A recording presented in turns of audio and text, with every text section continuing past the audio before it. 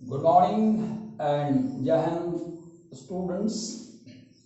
Now today we will study in class 11th chapter number 4 and the topic was pre-introduced to you, that is chemical bonding. In chemical bonding we were studying about the concept of hybridization, and that concept of hybridization was taught out to you.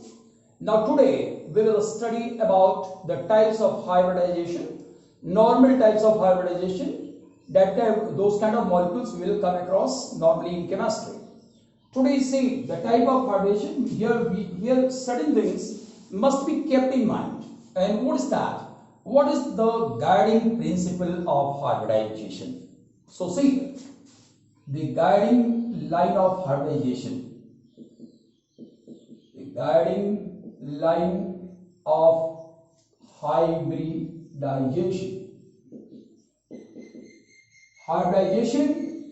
का guiding line क्या है, इसमें खास क्या है जो हमको देखना है।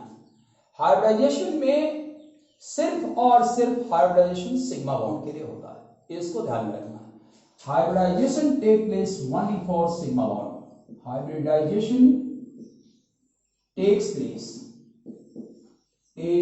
place only for sigma bond। ये बात हमको बहुत गहरे में समझ लेना है कि हाइब्रिडाइजेशन केवल और केवल सिग्मा बॉन्ड के लिए होता है और किसी भी प्रकार के बॉन्ड के लिए हाइब्रिडाइजेशन नहीं हो सकता, और किसी भी प्रकार के बॉन्ड का मतलब पाई बॉन्ड के लिए हाइब्रिडाइजेशन नहीं हो सकता। तो अब हम लोग टाइप ऑफ हाइब्रिडाइजेशन को पढ़ने की कोशिश करेंगे और ये समझने की कोशिश करेंगे कि ओवरलैपिंग क्राइटेरिया पर वो कैसे सिग्मा बॉन्ड बन रहा है। जैसा कि ओवरलैपिंग क्राइटेरिया आपको हमने पढ़ाया कि जब भी एस ओवरलैप करेगा तो सिग्मा बॉन्ड बनेगा, एसपी ओवरलैप करेगा सिग्मा बॉन्ड बनेगा, पीपी जब पहली बार ओवरलैप करेगा तो सिग्मा बॉन्ड बनेगा। अगर पीपी दूसरी बार दो एटम में अगर दो पीपी ओवरलैप करता है तो एक सिग्मा एक पाई होगा। ये इस बात को ध्यान में रखते हुए हम लोग इसको पढ़ते हैं यहाँ। तो टाइप ऑफ हाइब्रिडाइजेशन में फर्स्ट टाइप ऑफ हाइब्रिडेशन हम लोग पढ़ते हैं sp3 हाइब्रिडाइजेशन। ये sp3 हाइब्रिडाइजेशन है जिसको हम लोग पढ़ रहे हैं।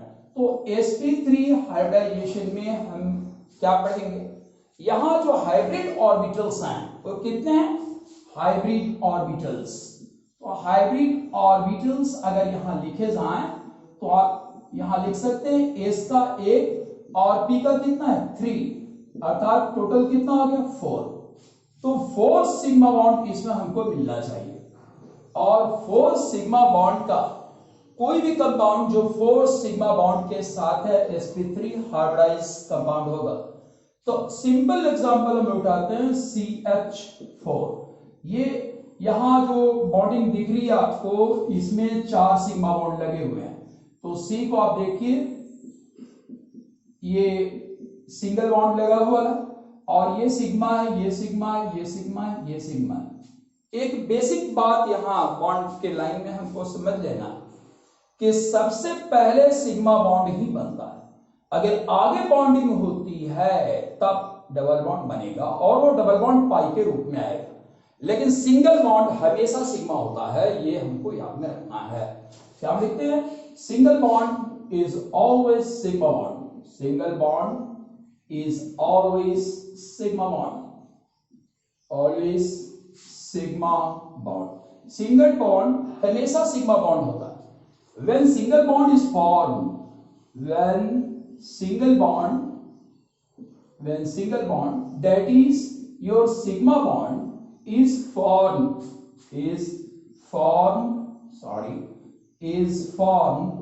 thereafter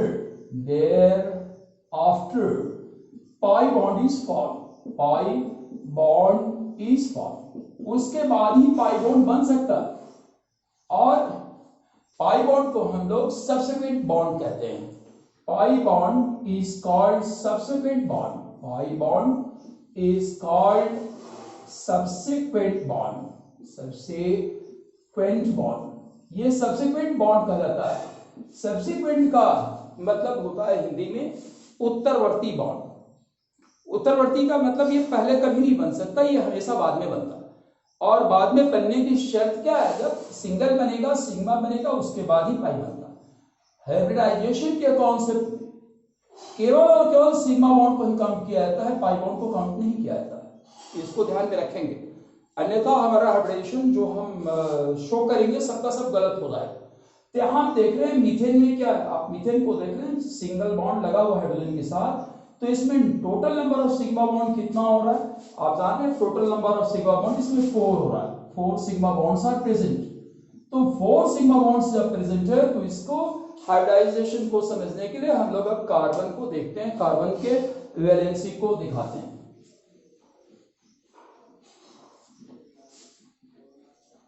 अब जैसा कि आपको मालूम है कि कार्बन क्या है, कार्बन एक टेट्रावैलेंट एटम है और उसके इलेक्ट्रॉनिक कॉन्फ़िगरेशन क्या होता है, सेकेंड S2 और सेकेंड P इसमें 2 होता है।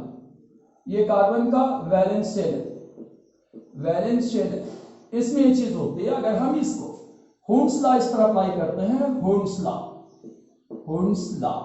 तो ये अप्लाई हुंस लॉ, अगर हुंस लॉ हम इस पर अप्लाई करें तो इस कंडीशन में एक्साइटेड स्टेट हम दिखाते हैं।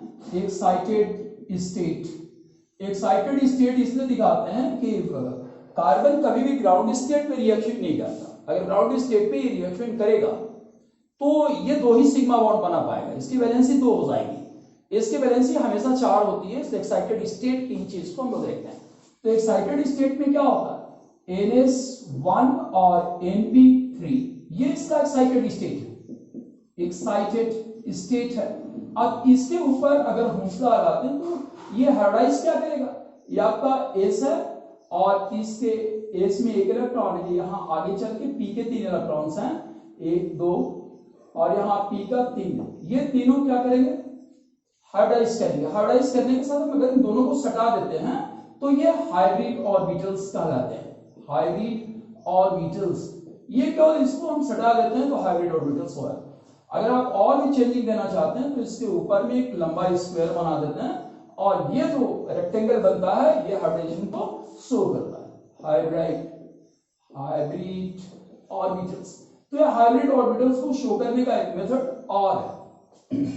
अब आप जानते हैं कि इससे हाइड्रोजन रिएक्शन कर रहा है, तो हाइड्रोजन का इलेक्ट्रॉनिक कॉन्फ़िगरेशन क्या होता है, हाइड्रोजन का इलेक्ट्रॉनिक कॉन्फ़िगरेशन फर्स्ट S1 होता है। अब इस पर हुंस लॉ लगाओगे तो क्या होगा, फर्स्ट S के पास 1 इलेक्ट्रॉन है। अब ये ओवरलैपिंग करेगा, तो जो ओवरलैपिंग होगी, यहाँ ओवरलैपिंग में क्या आएगा, हाइड्रोजन के एटम्स का फर्स्ट S यहाँ ओवरलैप करेगा, यहाँ भी फर्स्ट S ओवरलैप करेगा, यहाँ भी फर्स्ट S और इस जगह पर भी फर्स्ट S ओवरलैप करेगा। अब ओवरलैपिंग क्राइटेरिया को ध्यान में रखिए कि ओवरलैपिंग क्राइटेरिया हमको क्या कहता है। ओवरलैपिंग क्राइटेरिया ये कहता है कि SS ओवरलैप और SP ओवरलैप, ये ओवरलैप किस किस्म के बॉन्ड का निर्माण करते हैं, ये सिग्मा बनाता है, ये भी सिग्मा बनाता है। तो इस प्रकार से ओवरलैप करने पर क्या मिला, ये सब सिग्मा बॉन्ड मिल गए, सिग्मा मिल गया। अतः हम कह सकते हैं कि CH4 में किस प्रकार का हाइब्रिडेशन है, CH4 has sp3 hybridization, has sp3 hybridization, इसके पास sp3 hybridization है। ये तरीका हाइब्रिडेशन का पता लगाने का और बड़ा ही आसान चीज है, लेकिन इसके लिए आपको प्रैक्टिस करना होगा, एटॉमिक इलेक्ट्रॉनिक कॉन्फ़िगरेशन लिखने आना चाहिए और हुंस लॉ का एप्लीकेशन आपको मालूम होना चाहिए, तभी ये काम आप आसानी से कर पाएंगे। अब आगे हम लोग दूसरे प्रकार का हाइब्रिडेशन देखते हैं। तो दूसरे प्रकार का हाइब्रिडेशन हम लोग देख रहे हैं, फॉर्मेशन हाइब्रिडेशन का दूसरा टाइप जो हम लोग पढ़ने जा रहे हैं वो टाइप है आपका sp2 हाइब्रिडाइजेशन। ये सेकेंड हाइब्रिडेशन हम लोग पढ़ रहे हैं, sp2 हाइब्रिडाइजेशन, sp2 हाइब्रिडाइजेशन हम लोग पढ़ रहे हैं। तो यहां total number of hybrid orbitals आपको कितनी मिल रही है, देखिएगा, total number of hybrid orbitals hybrid orbitals कितना मिल रहा है, ध्यान दीजिए।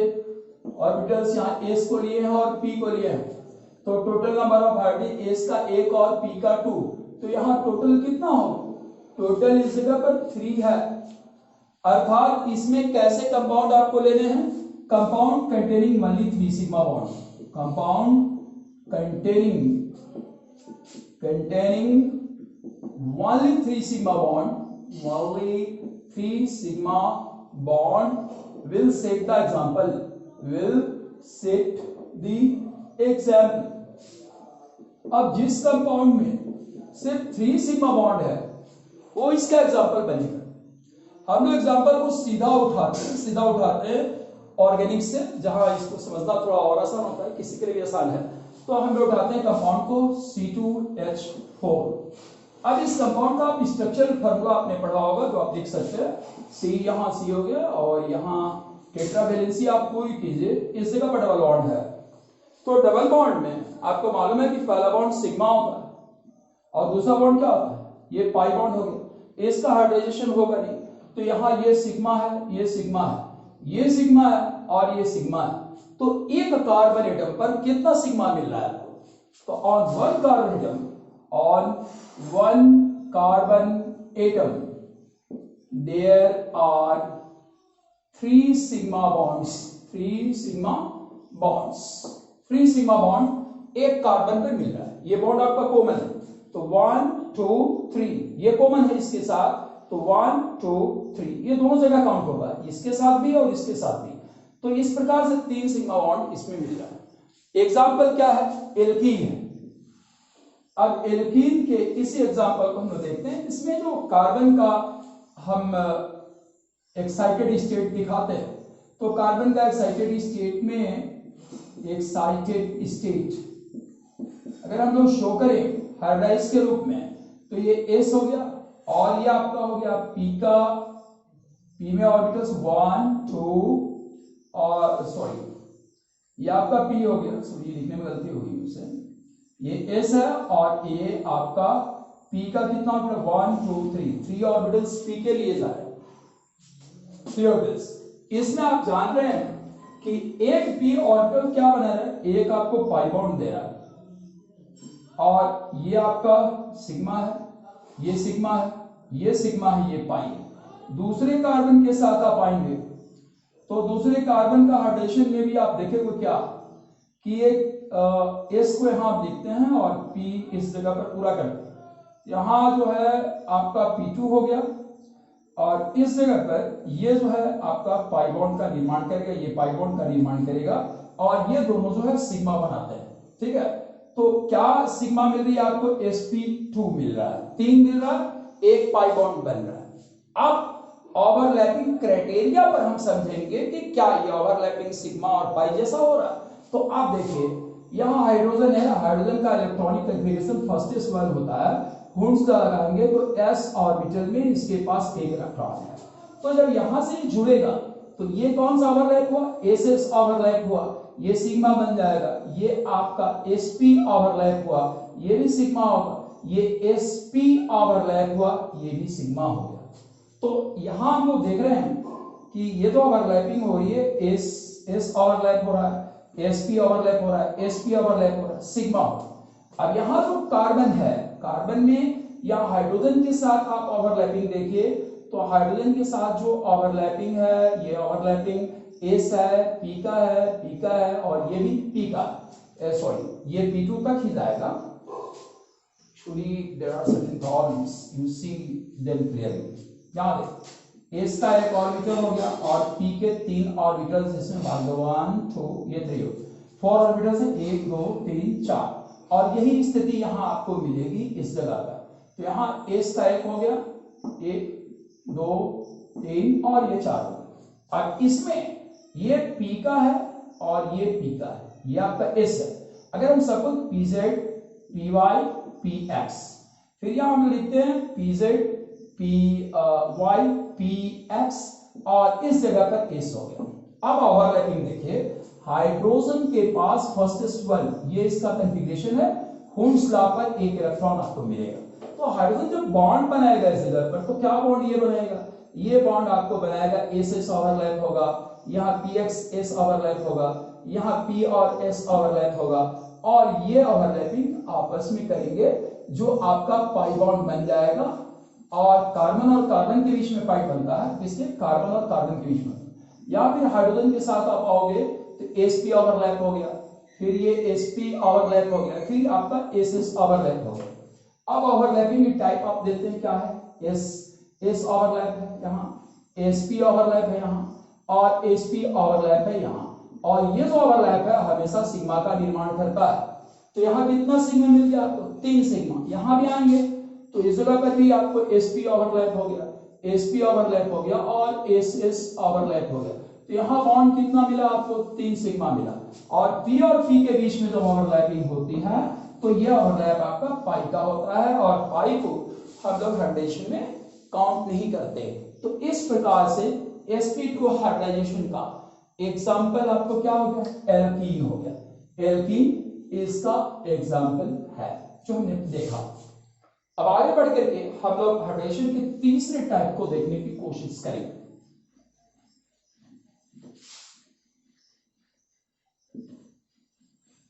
Let us see the third type of hybridization here. Third type of hybridization जो है वो आपका sp hybridization है। तो sp hybridization में हाइब्रिड ऑर्बिटल्स कौन कौन है? तो यहाँ हाइब्रिडेशन में s का एक और p का एक हाइब्रिडेशन। इस प्रकार से total orbital, total hybridised orbital अगर आप निकाल रहे हो तो यहाँ कितना मिल रहा है? दो हाइब्रिडाइज्ड ऑर्बिटल्स मिल रहे हैं। इसका मतलब किस कंपाउंड को लोगे कि एग्जांपल आपको मिलेगा। तो एग्जांपल के लिए आपको उस कंपाउंड को उठाना पड़ेगा जिसमें से 2 सिग्मा बॉन्ड होता है। तो the compound must contain 1 or 2 sigma bonds. The compound must contain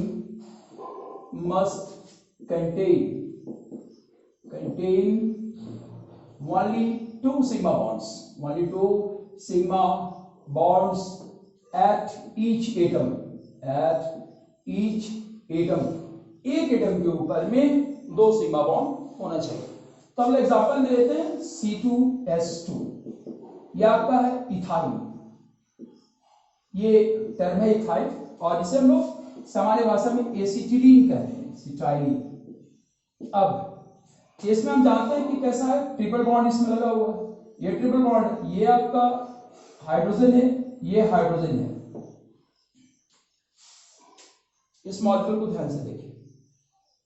मैंने एक बात कहा कि पहले सिग्मा बॉन्ड बनता है, उसके बाद के बॉन्ड सिग्मा नहीं हो सकते, उसके बाद पाई बॉन्ड बनता है। तो कार्बन और कार्बन के बीच में जो पहला बॉन्ड बना, ये सिग्मा बन गया, ये पाई बन गया, ये पाई बन गया, ये सिग्मा हो गया, ये सिग्मा हो गया।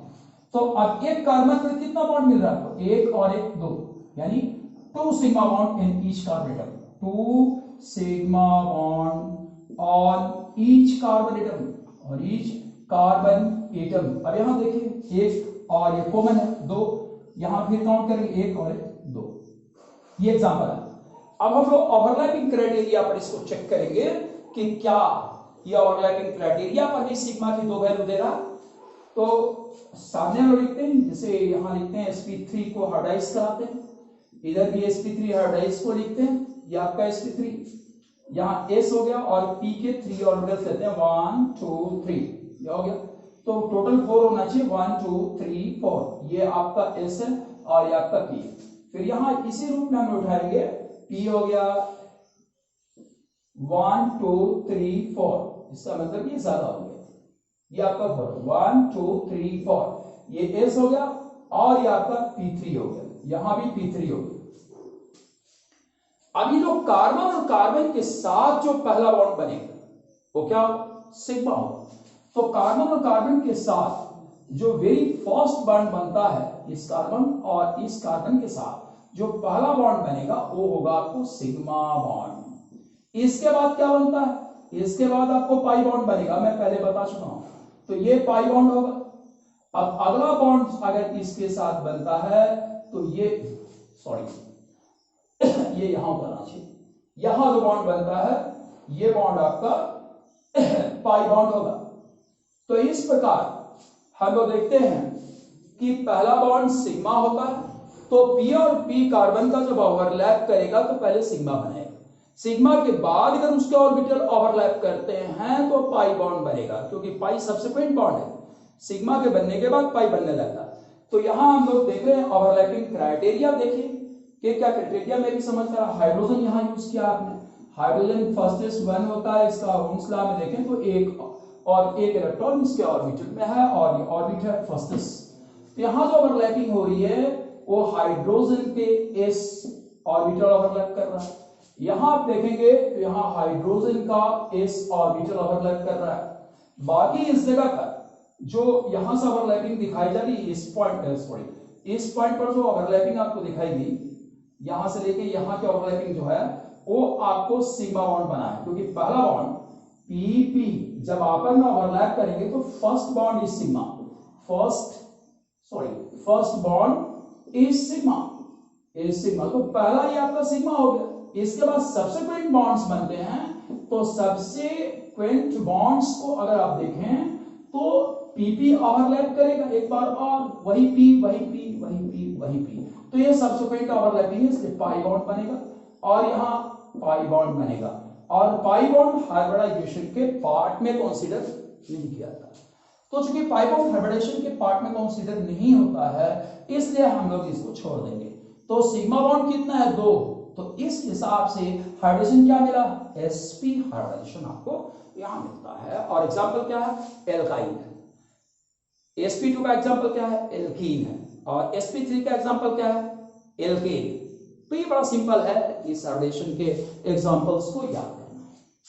अब हम लोग हाइब्रिडेशन के थोड़े अलग प्रकार पर आगे बढ़ते हैं जिसमें हाइब्रिडेशन ज्यादा हो सकता है।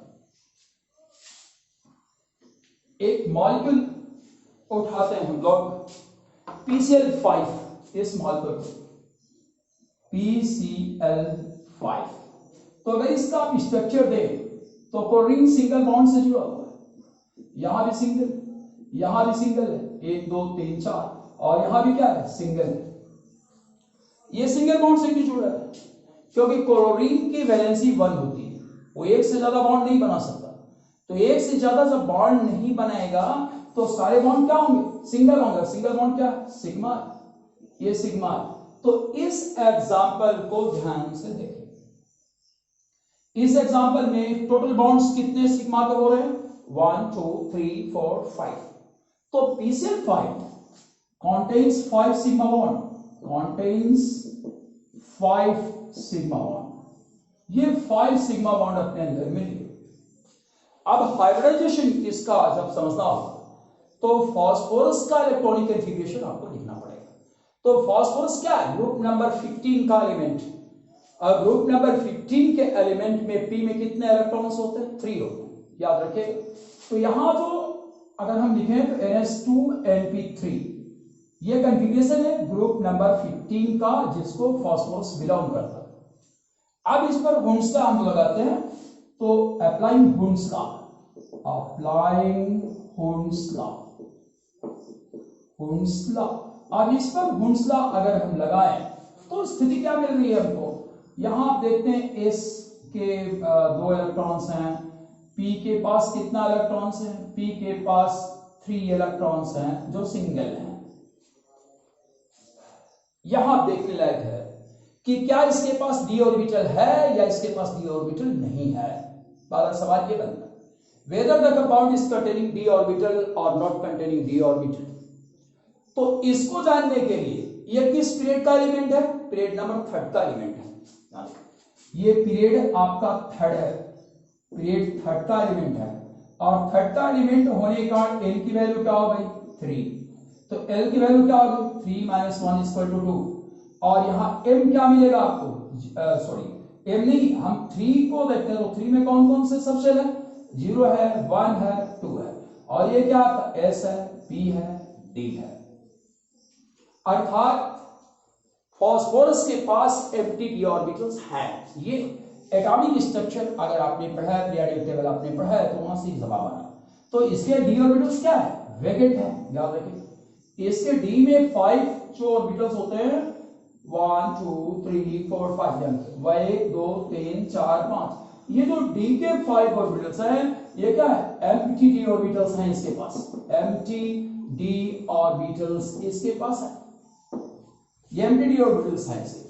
तो इस कंडीशन में क्या रिएक्शन होगा, इस कंडीशन में रिएक्शन नहीं होगा, क्योंकि अगर रिएक्शन होता है तो ये 3 ही का कंपाउंड दे पाएगा, इसलिए एक्साइट करता है। तो एक्साइटेड स्टेट में जब जाएगा तो हम ये समझते हैं एक्साइटेड स्टेट में जब जाएगा तो यहां का इलेक्ट्रॉन यहां प्रमोट हो जाएगा और प्रमोट होकर के ये अवस्था बनेगी।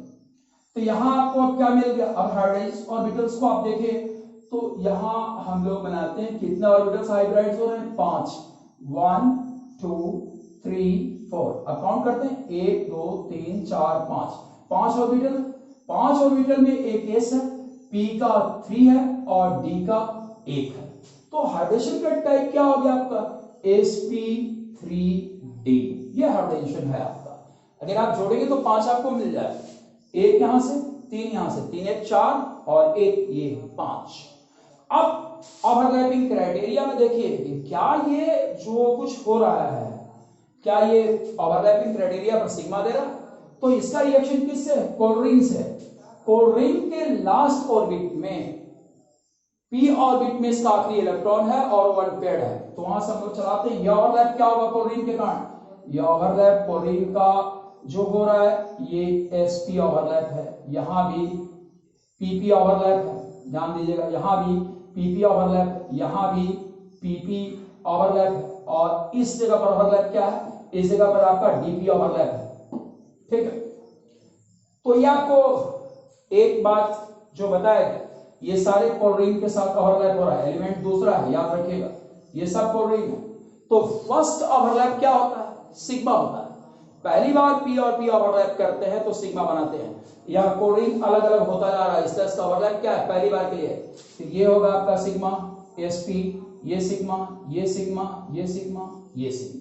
तो टोटल सिग्मा कितना होगा, टोटल सिग्मा बॉन्ड्स कितना मिल रहा है आप देखेंगे ओवरलैपिंग क्राइटेरिया पर, ध्यान रखिएगा ओवरलैपिंग क्राइटेरिया समझ में आना चाहिए। एस और एस ओवरलैप करता तो क्या बनता है, सिग्मा बॉन्ड बनता है। एस और पी ओवरलैप करता है, क्या बनता है, सिग्मा बनता है। पी और पी पहली बार ओवरलैप करते हैं तो सिग्मा बनता है, दूसरी बार ओवरलैप करते हैं तो पाई बनता है, लेकिन एटम सेम होना चाहिए, यहां डिफरेंट एटम्स लगाए जा रहे हैं, इसका ओवरलैप क्या है, पहली बार के लिए ओवरलैपिंग चल रही है। तो क्लोरीन का पहली बार ओवरलैपिंग पी का पी से ओवरलैपिंग हो रहा है, इसलिए ये सिग्मा बॉन्ड होगा, और total number of sigma bonds 5 मिल रहे हैं, इसलिए PCl5 में हाइब्रिडाइजेशन का टाइप क्या है, हाइब्रिडेशन का टाइप है sp3d, ये हाइब्रिडेशन है आपका। अब हम लोग हाइब्रिडेशन के दूसरे टाइप पर जाते हैं, मॉलिक्यूल दूसरा उठाते हैं।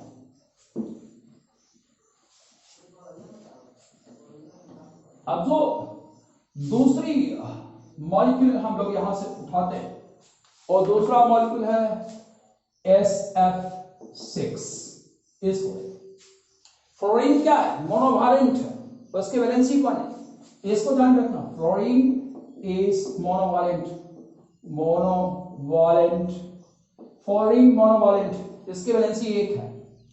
अब सल्फर क्या, sulphur belongs to group number 16, belongs to group number 16, sorry group number 16, sulphur group number 16 का एलिमेंट है, इसलिए इसका कॉन्फ़िगरेशन क्या होगा, NH2NP4 होगा इसका कॉन्फ़िगरेशन।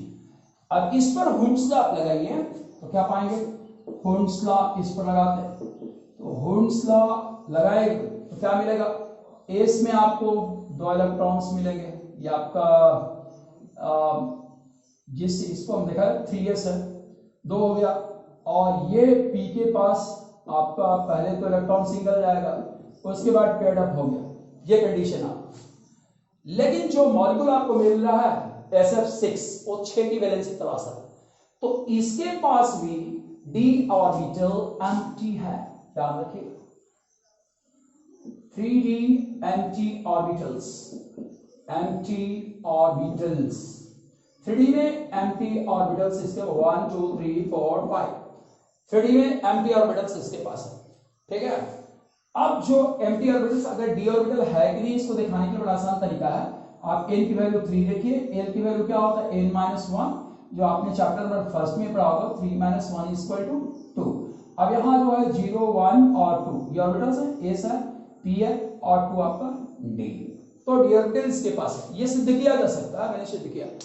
अब आगे जो एक्साइटेड कंडीशन इसका आता है, जहां अपनी वैलेंसी को 6 यील्ड करेगा तो एक्साइट करेगा। एक्साइटेड स्टेट में क्या हो, एक्साइटेड स्टेट में ये इलेक्ट्रॉन टूट के यहां चला जाएगा और यहां से इलेक्ट्रॉन टूट के यहां चला जाएगा। तो इसका हाइब्रिडाइजेशन क्या होगा, हाइब्रिडेशन आप देखेंगे तो यहां ऑर्बिटल्स कितने, 6 ऑर्बिटल्स चाहिए। ये हाइब्रिडेशन हम लोग देखते हैं 1 2 3 4 5, अकाउंट कीजिए 1 2 3 4 5 6 है। हाइब्रिडेशन में कितने ऑर्बिटल्स यूज हुए, s p3 और d का कितना यूज हुआ, 2, तो d2, यह हाइब्रिडेशन। फ्लोरीन क्या है, फ्लोरीन पी ब्लॉक एलिमेंट है, उसके लास्ट ऑर्बिट में एक इलेक्ट्रॉन है, अनपेयर्ड इलेक्ट्रॉन, जहां से अपना बॉन्ड बनाएगा। तो फ्लोरीन के का बॉन्ड जो है p से बनता है। यहां हम लोग देखेंगे फ्लोरीन क्या, फ्लोरीन लगा रहे हैं, ओवरलैपिंग क्या होगा, sp ओवरलैपिंग होगा। यहां ओवरलैपिंग कराएंगे तो फ्लोरीन का p ओवरलैप करेगा, यहां करेंगे फ्लोरीन का फिर p ओवरलैप करेगा, यहां भी फ्लोरीन का p ओवरलैप करेगा और यहां फ्लोरीन का p ओवरलैप करेगा, यहां भी फ्लोरीन का p ओवरलैप करेगा। ठीक है, तो आपको मालूम है कि sp ओवरलैप क्या होता है, sp ओवरलैप सिग्मा बनाता है, pp overlap first time sigma बनाता है, फर्स्ट टाइम ये सिग्मा बनाता है, फर्स्ट टाइम सिग्मा बनाता है। यहां ओवरलैपिंग क्या है, ये सारी ओवरलैपिंग फर्स्ट टाइम हो रही है, फर्स्ट टाइम हो रहा है क्योंकि एलिमेंट एटम बदल रहे हैं। फ्लोरीन एक यहां लगा, एक यहां लगा, एक यहां लगा, एक यहां, एक यहां, एक यहां, तो इस प्रकार से एटम्स नए हो जा रहे हैं, इसलिए पहली बार ही पीपी ओवरलैप कर रहा है, डीपी ओवरलैप कर रहा है। तो पाई बॉन्ड बनने के 2 तरीके होते हैं, एक तो पीपी के ओवरलैपिंग से पाई बॉन्ड बनता है, सॉरी सिग्मा बॉन्ड बनने के लिए जो पहला बॉन्ड है वो सिग्मा बॉन्ड है, चाहे वो पी के साथ ओवरलैप करके बनाए या डी के साथ ओवरलैप करके बनाए, वो सिग्मा ही होगा। तो यहां सिग्मा बॉन्ड इतने बन गए। इस प्रकार से SF6 में अगर कहा जाए हाइब्रिडेशन का टाइप क्या है, तो आप यहां से काउंट करके हाइब्रिडेशन का टाइप बता सकते हो, sp3d2। तो ये हाइब्रिडेशन है आपका sp3d2 हाइब्रिडेशन है, ये हाइब्रिडेशन का एक कॉन्सेप्ट हमने यहां देखा। अब आखिरी हाइब्रिडेशन हम लोग देख रहे हैं, कंपाउंड उठाते हैं, इंटरहैलोजन कंपाउंड IF7, उस पर हाइब्रिडेशन देखते हैं।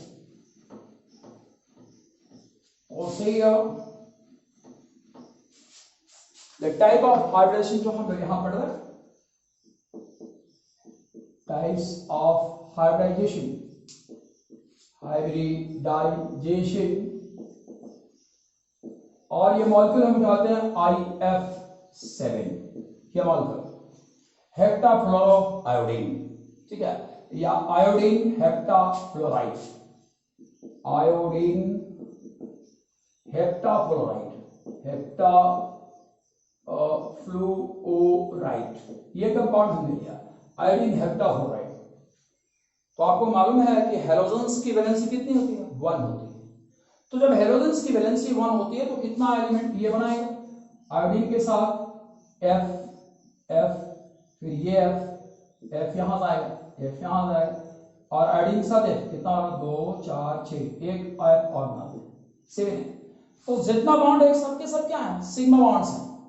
तो ये सिग्मा, ये सिग्मा, ये सिग्मा, क्योंकि पहला बॉन्ड सिग्मा होता है, तो पहला बॉन्ड सिग्मा होता है, इसलिए सारे बॉन्ड सिग्मा है। तो number of, total number of sigma bond कितना मिल रहा है, total number of sigma bonds कितने मिले आपको, total number of sigma bonds आपको 7 मिल गया। तो ऑर्बिटल्स कितना होगा, हाइब्रिडाइज्ड ऑर्बिटल्स, तो the number of hybridised orbitals, the number of hybridized orbitals, orbitals is equal to 7 orbitals इसके हाइब्रिडाइज करेंगे। हम ओवरलैपिंग क्राइटेरिया को भी देखेंगे। तो यहाँ जो हाइब्रिडाइज ऑर्बिटल आप देख रहे हैं, तो P के अगर हम देखें फ्लोरीन को या आयोडीन को, हेलोजेन को पीरियोडिक टेबल में कहां जगह मिला है, ग्रुप नंबर 17 में मिला है। ग्रुप नंबर 17 का इलेक्ट्रॉनिक कॉन्फ़िगरेशन क्या है, NS2 NP5, ये कॉन्फ़िगरेशन। अब हम लोग यहाँ ये देखते हैं कि एस में कितना इलेक्ट्रॉन, 2, पी में कितना इलेक्ट्रॉन है, 5, तो 5 इलेक्ट्रॉन दिखाएंगे, 1 2 3 4 5, ये अनपेयर्ड है। लेकिन ऑर्बिटल्स कितने चाहिए, 7 चाहिए, इसलिए एक्साइटेड स्टेट में जाएगा तो ये NS हो गया, ये NP हो गया, और इस जगह पर D वैकेंट ऑर्बिटल्स आपको मिलेंगे, ND vacant orbitals, vacant orbitals, यहां वैकेंट ऑर्बिटल्स आपको मिलेंगे, ठीक है। 1 2 3 4, काउंट कीजिए, 5 होना चाहिए, 1 2 3 4 5, यह है। अब जो हाइड्रोजन का केस बन रहा है उसको हम यहां बनाएं, कितना 5 कितना ले रहा है, 7 ऑर्बिटल्स ले रहा है, तो 7 ऑर्बिटल्स के साथ हाइड्रोजन मिलेगा, और ये हाइड्रोजन ऑर्बिटल्स हम यहां बनाते हैं, तो 7 बना रहे हैं, 1 2 3 4 5 6। अब काउंट करते हैं, 1 2 3 4 5 6 7 ऑर्बिटल्स मिल गए। 7 ऑर्बिटल्स में एस का 1 था, पी का 3 था, और डी का कितना ऑर्बिटल लिया, यहां से 1 गया। देखिए पहले इसलिए हम लोग अनपेयरिंग कराते हैं, 1 यहां चला गया, यहां से अनपेयर्ड करके 1 यहां चला गया, ये अनपेयर्ड होकर 1 यहां चला गया, अर्थात D3 यूज हुआ है, तो sp3d3 ये का फॉर्मूला। ओवरलैपिंग क्राइटेरिया आप देखिए, तो यहां हम तो एक फ्लोरीन को ओवरलैप करा रहे हैं, तो फ्लोरीन का लास्ट ऑर्बिट में p सबसे है, तो ये ओवरलैपिंग sp हो गया, यहां ओवरलैपिंग फिर pp हो गया, ये pp ओवरलैपिंग हो गया, ये pp ओवरलैपिंग हो गया, ये dp हो गया, ये dp हो गया, और ये आपका dp हो गया। तो फर्स्ट ओवरलैपिंग क्या होता है, सिग्मा होता है, first overlapping is sigma, first overlapping is sigma, first overlapping आपका क्या होगा, सिग्मा होगा। तो ये क्या होगा, सब के सब सिग्मा हो जाएंगे। यहां फ्लोरीन के डिफरेंट एलिमेंट्स यूज हुए हैं जो हम शो कर सकते हैं इस जगह पर। तो इस प्रकार से IF7 मॉलिक्यूल में कौन सा हाइब्रिडाइजेशन है, यहां हाइब्रिडेशन है आपका sp3d3, ठीक है, ये आपका हाइब्रिडेशन है। अब हाइब्रिडेशन के बाद से हम केमिकल बॉन्डिंग के आखिरी पार्ट पे काम करेंगे कल, जो मॉलिक्यूलर ऑर्बिटल थियरी है, वो अंतिम थियरी है, और उसके बाद से चैप्टर आपका समाप्त हो जाएगा। इसे पढ़िए, अगर कहीं भी आपको समस्या मिलती हो, समझने में कोई परेशानी होता है, तो आप अपने इंडिविजुअल प्रॉब्लम्स को वेबसाइट पर जारी कीजिए, और वहां से मैं आपको समझाने की कोशिश करूँ। Thank you for watching video.